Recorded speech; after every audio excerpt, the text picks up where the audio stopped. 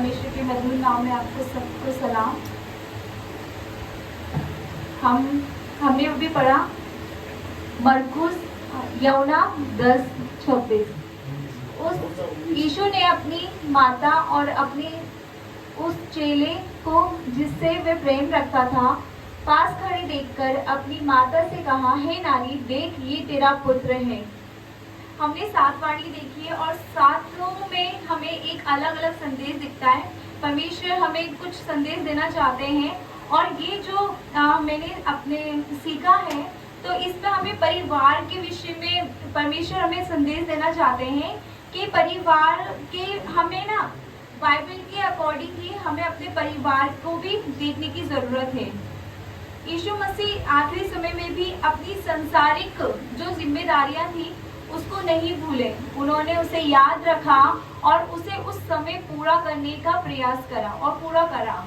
ऐसे दुख के समय में जब हम भी अगर हमारी बहुत सारी ऐसी परिस्थितियां होती है जब हम बहुत दुखित होते हैं, हमारी खुद की परेशानियां बहुत होती है, पर कोई इंसान ऐसा नहीं होता कि वो दूसरों के बारे में सोचे, परंतु परमेश्वर यीशु मसीह ने उस वक्त अपनी माता को देखा कि वो उनकी हालत कैसी थी, ये तो वो समय बता सकता है, और अपने प्रिय शिष्य को देखा कि वो भी उससे कितना प्रेम करता था।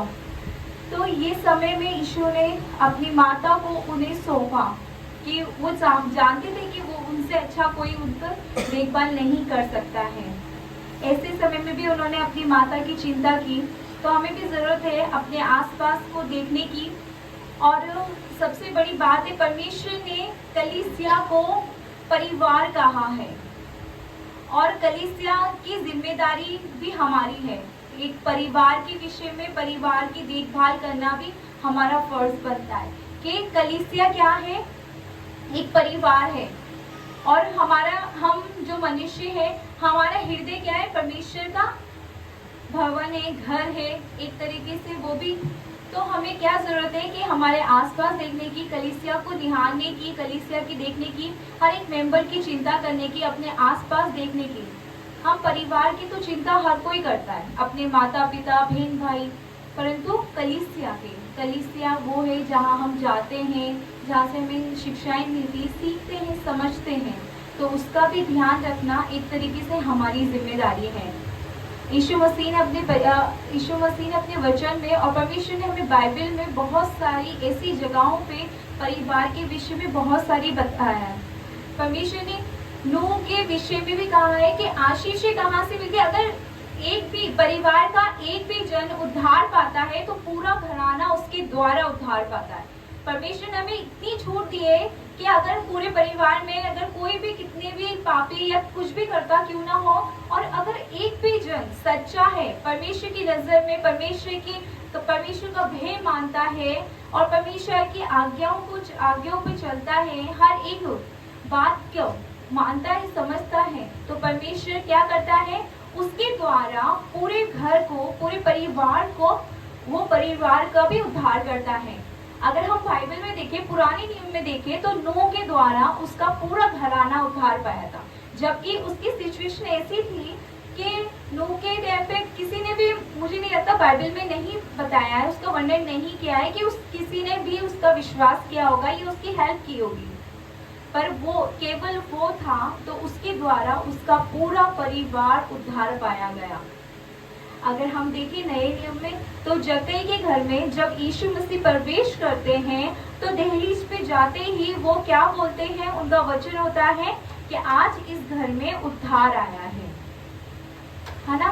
तो वो तो फैमिली मेंबर नहीं था, वो एक कलीसिया जो परमेश्वर ने, जो यीशु मसीह ने बनाई थी अपनी सेवकाई के समय में, तो वो उस समय की बात है ना।